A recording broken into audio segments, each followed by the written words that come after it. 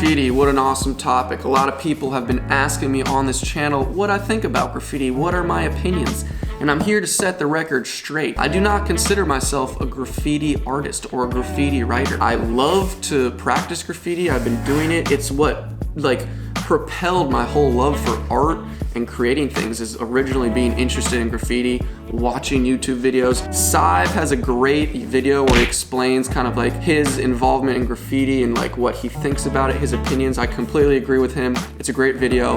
I'll link it. I do practice graffiti because I like to. I've been into it from a very young age, watching YouTube videos. I fell in love with spray paint, and spray paint kind of pushed me to do graffiti characters and then do my own characters with canvases and paintbrushes, and it's kind of spiraled into that, into a lot of other mediums. I'm currently in school as a fine artist, more traditional painting, also figure drawing. I love figure drawing. I love drawing naked people. Maybe people don't really know, but it's awesome, and it's really hard, and human anatomy is great, and to practice drawing the figure actually helps with drawing in general. So that's what I'm into. Sometimes I like doing figure drawing, canvas work, weird characters, and sometimes I like to practice graffiti. Not super often anymore, but I'll always have love for graffiti, the graffiti movement, the culture. I follow all the YouTubers, Dope, SIVE, like I said, John Grimm, Smo. I love it. I just don't consider myself that. I don't do it super often anymore,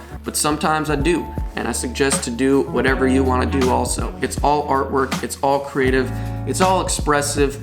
Do what makes you happy. We're gonna pick out some colors for spray paint and go to the skate park to just do a quick fun piece because it's nice out. How does that sound?